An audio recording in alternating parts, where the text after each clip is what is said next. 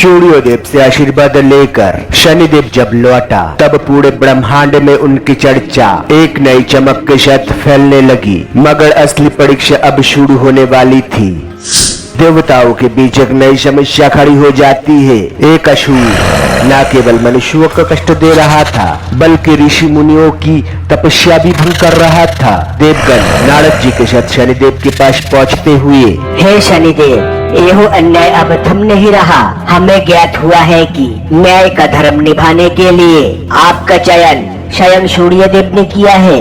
शनिदेव शांति से उत्तर देता है, अन्याय जहाँ होगा उसके विरुद्ध न्याय अवश्य खड़ा होगा।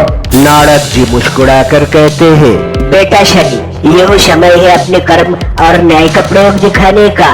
मगर सावधान, असुर बलवान है पर उससे भी अधिक खतरनाक उसका अहंकार। शनिदेव प्रणाम करते हैं और निकल पड़ते हैं। घने अंधकार में एक निर्जन क्षेत्र, जंगल सूख चुके, हवा भारी और मनुष्यों की चीख दूर तक गूंज रही थी।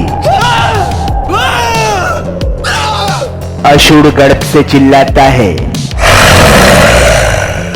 मेरे सामने कोई देव नहीं टिक सकता।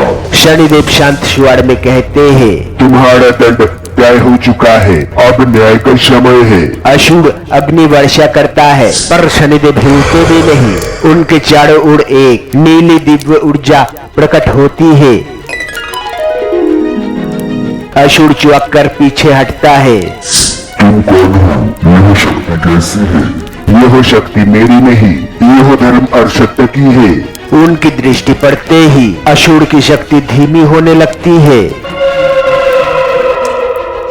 असुर अपने हार महसूस करके भागने लगता है पर शनिदेव अपनी दृष्टि से उसका पापों का भार दिखा देता है।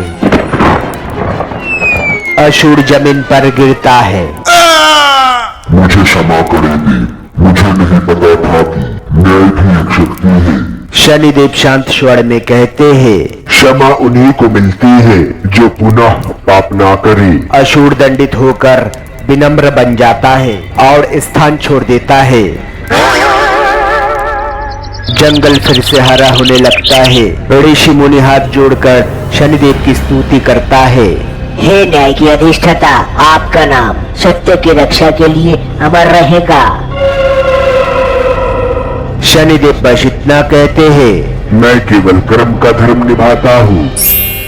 ब्रह्मांड में घोषणा होती है, शनिदेव कर्म फलदाता। देवताओं ने स्वीकार कर लिया कि न्याय का भार अब सही हाथों में है। लेकिन शनिदेव जानते थे उनके सामने अभी और भी बड़ी परीक्षाएं आने वाली है।